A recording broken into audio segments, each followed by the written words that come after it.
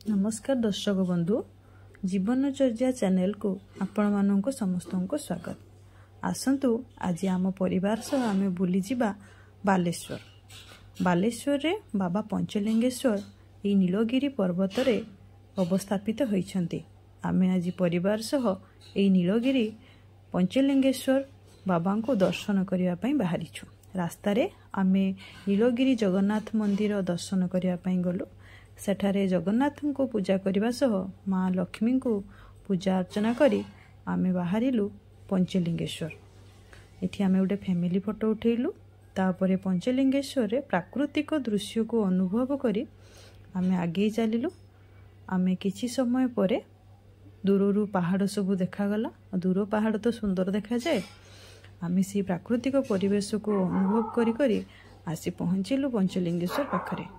बहुत सुंदर देखा जाऊ थाए दृश्य गुड़िक। पहाड़ गुड़िक अति पाखरु देखला बेलू बहुत सुंदर लगु थाए। तापरे आमे पंचलिंगेश्वर मेन एंट्रांस पाखरे पहुँचिलु।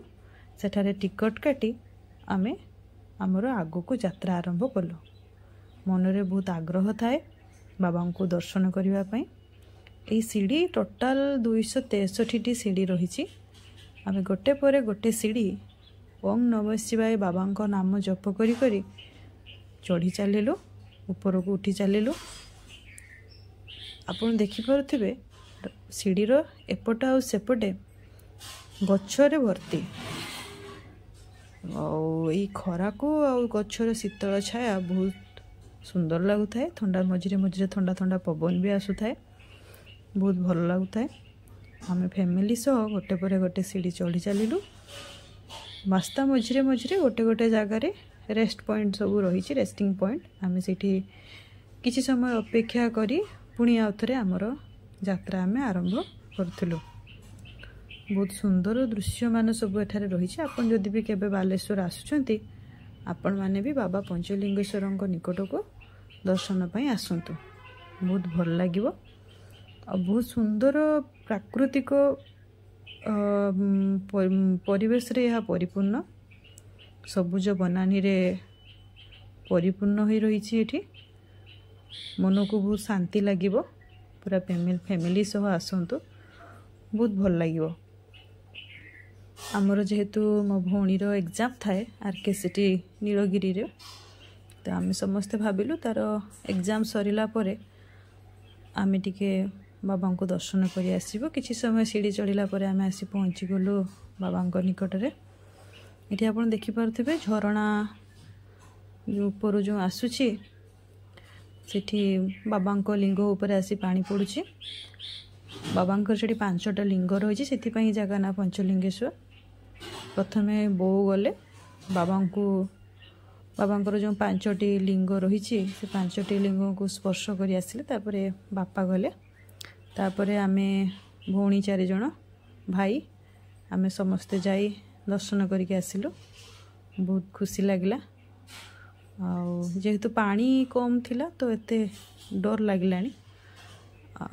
से आमे सहजरे जाइकी छुईकी आसी पारिलु। सेठी जणे थांती से निर्देश दे दु थांती एठी एमिति हाथ रखिया पई गोड़ रखिया पई एमिति कहि दु थांती। तापरे आमे गोटे फैमिली फोटो उठेइलु। तापरे पुणी आमे तळ को आसिलु। किछि समय सेठी रहिला परे प्राकृतिक परिवेश भितरे टिके बसिलु। पूजा अर्चना करि सारी पुणी आउथरे तळ को आसिलु।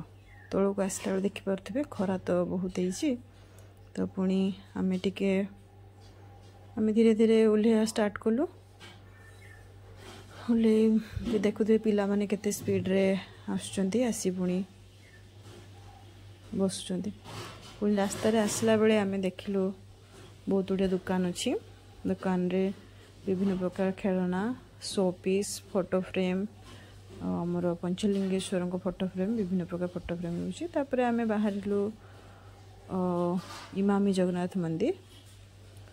आमे पंचलिंगेश्वर आसला बेले रास्ता रे आमे लंच सारी आसिलु। तो सेति पई हमको टिके लेट हो गला। आसला बेलू को 4टा पाखापाखि हेलानी। तो आसिकी पहुँचिलु। आसला बेले देखिलु कि एठारे चली आमर अक्षय तृतीया। तापर दिन अक्षय तृतीया थाए तो अक्षय तृतीया सजसुजिया चली। तापरे ଆମେ ଦେଖିଲୁ ପହଡ଼ ପଡ଼ିଛି। ତ ସେଥିପାଇଁ ଆମେ ଭାବିଲୁ ମନ୍ଦିର ବେଢ଼ା ଚାରିପଟେ ଟିକେ ବୁଲି ଆସିବା। ଯେଉଁ ବିମଳା ମନ୍ଦିର, ଲକ୍ଷ୍ମୀ ମନ୍ଦିର ରହିଛି ସେସବୁ ଯାଇ ଟିକେ ଦର୍ଶନ କରି ଆସିବା। ସେସବୁ ବି ପହଡ଼ ପଡ଼ିଥିଲା। ସେମାନେ କହିଲେ କି ଆଉ କିଛି ସମୟ ପରେ ପହଡ଼ ଖୋଲିବ। ତ ଆମେ ସେଥିପାଇଁ ତାର ଯେଉଁ ପ୍ରାକୃତିକ ଦୃଶ୍ୟ ସବୁ ଅନୁଭବ କରୁଥାଉ, ବୁଲି ଦେଖୁଥାଉ କେମିତି କ'ଣ ଗଛ ସବୁ ଲାଗିଛି, କେମିତି ତାକୁ କି ଫୁଲ ଗଛ ସବୁ ଲାଗିଛି ସବୁ ଦେଖୁଥାଉ।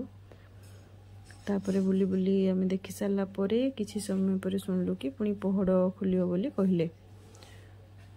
ତ ଆମେ ସେଠି ଯାଇ ଅପେକ୍ଷା କଲୁ। ତାଙ୍କର ପୂଜକ ଆସି ପହଡ଼ ଖୋଲିଲେ। ଖୋଲିକି ଆମେ ତ ବାହାରେ ଛିଡ଼ା ହେଇଥାଉ। କହିଲେ କିଛି ସମୟ ଅପେକ୍ଷା କରିବା ପାଇଁ କହିଲେ।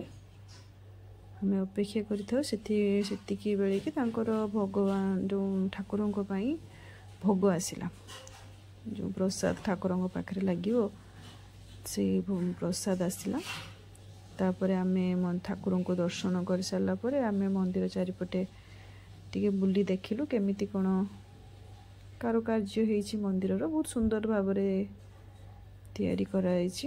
ତାପରେ ଆମେ ଇମାମି ଜଗନ୍ନାଥ ମନ୍ଦିର ପରେ ଆସି ପହଞ୍ଚିଲୁ କ୍ଷୀରଚୋରାରେ। କ୍ଷୀରଚୋରା ରାଧାକୃଷ୍ଣଙ୍କର ମନ୍ଦିର। ଆପଣ ବି ଯଦି କେବେ ଆସୁଛନ୍ତି ବାଲେଶ୍ୱର ତ ପଞ୍ଚଲିଙ୍ଗେଶ୍ୱର ସହ ଇମାମି ଜଗନ୍ନାଥ ମନ୍ଦିର କ୍ଷୀରଚୋରା ଆସନ୍ତୁ, ବହୁତ ଭଲ ଲାଗିବ ଆପଣଙ୍କୁ। ଏଠି ଆସି ଆମେ ଠାକୁରଙ୍କୁ ଦର୍ଶନ କଲୁ। ଦର୍ଶନ କରିସାରିବା ପରେ ଏଠି ବି ପହଡ଼ ପଡ଼ିବ ବୋଲି କହିଲେ। ତ ଆମେ ଦର୍ଶନ କରିସାରିଲା ପରେ ପହଡ଼ ପଡ଼ିଲା। ତାପରେ ଆମେ ସେଠୁ କ୍ଷୀରା କିଣି ଏବେ ବାହାରିଲୁ ଘର ଅଭିମୁଖେ।